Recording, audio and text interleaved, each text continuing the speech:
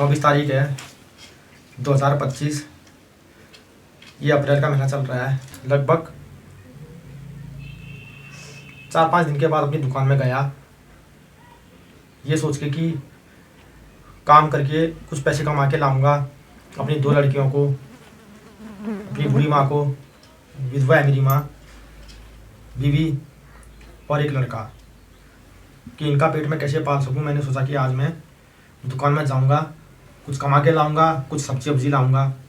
तो इतने में ही दोस्तों, जिसने मुझे मारा उसका बड़ा भाई अनाप शनाप बोलने लगा। मैं थोड़ी देर के लिए तो ओत प्रोत रह गया। उसने मेरा हाल नहीं पूछा, उसने डायरेक्ट ये कहा कि तू ये वीडियो डालना बंद कर, वरना तेरा मैं वड्डा से बस समझ ले, तेरा मैं पत्ता ही साफ कर दूंगा। तो मैं ये कहना चाहता हूँ दोस्तों कि अपने ही हिंदुस्तान में, अपने ही उत्तराखंड में, अपनी ही जगह में क्या ऐसे लोग पैदा हो चुके हैं जो कानून से भरे हैं। मैं वीडियो आपको दिखाऊंगा। वो वीडियो में उनकी आवाज़ और उनकी शक्ल बिल्कुल क्लियर आई है। उन्होंने मुझे डराया, धमकाया। अब मेरे सामने दोस्तों रोजी रोटी की बहुत ज़्यादा कमी आ चुकी है। मतलब मैं अगर दुकान जाऊं तो वो लोग ना जाने मुझे फंसाने के लिए क्या क्या षड्यंत्र रच रहे हैं, मुझे नहीं पता। क्योंकि अगर मैं दुकान में जाता हूं तो मुझे फंसाने की, मुझे मारने की, मुझे ख़त्म करने की ना जाने कैसे कैसे योजनाएं बना रहे हैं, ये मैं नहीं जानता हूं। लेकिन आज जिसने मुझे मारा उसके बड़े भाई की बातों से मुझे ये लगा कि उनके पीछे कुछ ना कुछ ऐसी ताकत है जो उनका साथ दे रही है। लेकिन आने वाले टाइम में मैं जज साहब के सामने ये भी सारी चीज़ें बताऊंगा कि एक गरीब के पीछे ये किस तरीके से हाथ धुके पड़े हैं। मैंने क्या किया? मैंने जन सेवा ही तो की। मैंने जनता के लिए, जनता के जो मुद्दे होते हैं वही तो उठाए। क्या इतना इन लोगों को चिड़ मच गई जो मुझे आज दुकान में आकर ही डरा रहे हैं, धमका रहे हैं।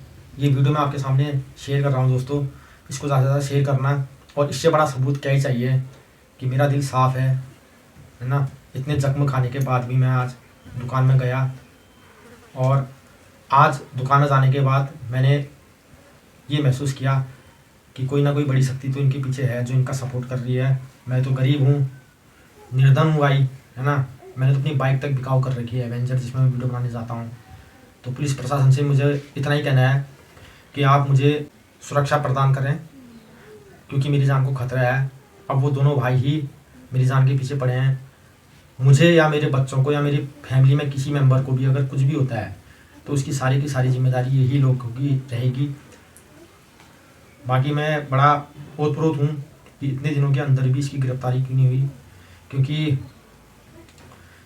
मुझे मारा, मुझे पीटा, और उसके बाद अगर मैं आज 2 पैसे कमाने के लिए अपनी दुकान खोलता हूँ तो उसके बाद उसका बड़ा भाई आता है, मुझे खुलेआम धमकी दे रहा है। वो आप अभी वीडियो में देख ही लेंगे। वो कह रहा है कि संभल के रहो वरना तेरे को मैं यहाँ से गायब ही करवा दूंगा। इस टाइप की बातें कर रहा है वो। तो कानून से बड़ा हो गया क्या ये? तो दोस्तों, आपसे प्रार्थना है मेरी कि अब ये लड़ाई मेरी ही नहीं है अपितु समाज की है, उस गरीब वर्ग की है जिसे इस तरह के लोग को चलना चाहते हैं। मेरे घर में एक कमाने वाला मेरा ये बेटा है, बाल काट के ताकि हमारा पेट भर सके। आज मेरे बच्चों को ना ही दूध मिल रहा है, ना ही सब्जी मिल रही, ना ही दाल मिल रही है। ना हाल समाचार पूछने की वजह, ना दवाई पूछने की वजह दुकान में बेटा गया कि मैं कुछ आलू सब्जी भी लेके आऊंगा। इस तरह से उसने मार रखा है, इन्होंने मारा है। दुकान में जाकर के भी इस तरह से धमकी दे रहे हैं कि हम तुझे खत्म करवाएंगे। ठीक है, तो प्रशासन के लिए मैं ये प्रार्थना करना चाहती हूँ, कहाँ है प्रशासन? तो कुछ होता है तो मैं आवाज प्रशासन के लिए भी उठाऊंगी। ऐसे धमकाया जाता है, बताइए कितना अत्याचार हो रहा है। उनके बड़े भाई आए दुकान में, और जिस हिसाब से उन्होंने धमकी दी, तो मुझे लगता है कि कोई ना कोई शक्ति है यार, कोई ना कोई गॉडफादर है इनके पीछे जो इनकी हेल्प कर रहा है। इसका भी खुलासा हुआ दोस्तों, क्योंकि उसने ये नहीं कहा कि तेरा दवाई क्या लगी, तेरा क्या हुआ क्या नहीं हुआ। उसने डायरेक्ट ये कहा कि भैया तेरे को हम गायब ही करवा देंगे। तो मैं कहना चाहूँगा उत्तराखंड सरकार से, हमारी मोदी सरकार से, हमारी भारत सरकार से कि मुझे सुरक्षा प्रदान करें। और मेरा तो अब दुकान में जाना भेद हो ही गया है। मैं अपने बच्चों का पेट कैसे पालूं?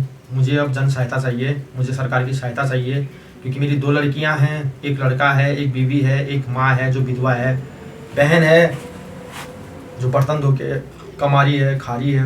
5 दिन लगभग मैं घर में ही हूँ, वही ला रही है साग सब्जी। आज मैंने सोचा कि मैं कमाने जाऊँगा, तो जिन्होंने मुझे मारा उनके बड़े भाई आए और कुछ इस तरीके से उन्होंने मेरे से बातें की कि मेरा डर से मन काँप उठा। मैंने ताला लगाया, मैं सीधे घर ही आ गया।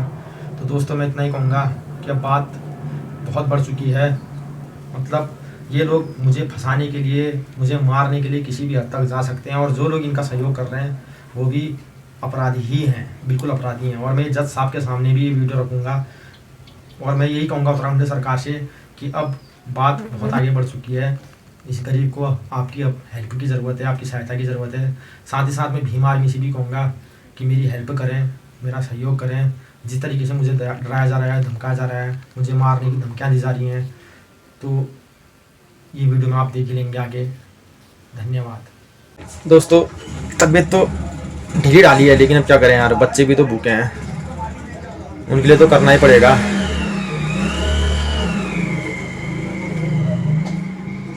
शरीर सही होता दुकान बंद करके लेबरी भी कर देता मैं, ऐसा कोई वो नहीं है। बच्चों को पालना है तो भाई अब ऐसा हो गया है, घर में बैठूं तो पैसा कहाँ से आए ना। 5-6 जनों का परिवार है भाई।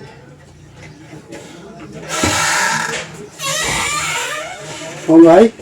यार दादा मैंने कोई बात ही नहीं करनी है, रहने दो यार। वही तो कर रहा हूँ, क्यों करनी होगी? फिर उसके बाद करते हो ड्रामे अच्छे खासे। हाँ यार ना, और ड्रामे बहुत बढ़िया करते हो, अच्छे खासे ड्रामे कर लेते हो। फिर उसके बाद ना, हाँ फिर ड्रामे ऐसे करोगे कि बस जैसे ही बिल्कुल ही हो गया, तुमको बिल्कुल ऊपर पहुंच गए हो। जैसे ड्रामे बहुत बढ़िया करते हो, एक्टिंग ऐसी कर लेते हो, बस हो गया जबरदस्त। वो रिपोर्ट दिखाएंगा यार दादा। फिर ये तो छोड़ो यार, अभी मुझे बात नहीं करो। हाँ बात ही मत करो। हाँ एक्टिंग बहुत बढ़िया कर लेते हो, जबरदस्त एक्टिंग ना करो। एक्टर तो तुम लोग पहले से ठहरे, जबरदस्त एक्टर ठहरे, बात ही मत करो। अब उसमें उल्टे सीधे वीडियो मत डालना भाई, मैं पहले बता रहा हूँ। मैंने उसको बहुत मुश्किल से रोक रखा है, ये समझ लेना। अगर उल्टी सीधी वीडियो डाले तो फिर उसको रोकना मुश्किल हो जाएगा, क्योंकि तो मैंने जैसे रोक रखा है मैं जानता हूँ उसको, ठीक है नहीं? इस चीज़ को भी ध्यान में रखना। फिर वो तो ना आओ देखता है ना ताओ, इसी वजह। हाँ उल्टी सीधी वीडियो मत डालना कह रहा हूँ, जरा होश में भी रहना। कि उसको मैंने जैसे रोका है मैं जानता हूँ, इसलिए एक्टिंग कम करना और थोड़ा संभल के भी रहना। यूँ तुम्हारा इलाज कायदे से होगा भी, समझे नहीं? ऐसा वो करवाएंगे, तुम ये मत समझना तो अपने को बहुत बड़ा नेता मत समझना। अगर तुम्हारा इलाज करने में आएंगे तो अच्छा खासा कर भी देंगे, फिर यहाँ पे से खदेड़ भी देंगे। इस गलतफहमी में मत रहना, ठीक है नहीं? हाँ तुरंत मैं करूंगा, फिर उसके बाद तुम्हें हाँ दादा वादा वाली बात नहीं। मैं बताना, अगर ज्यादा एक्टिंग करी फिर यहाँ से खदेड़ा जाएगा, सीधे तुरंत खदेड़ दिया जाएगा, तुम ये मत समझना।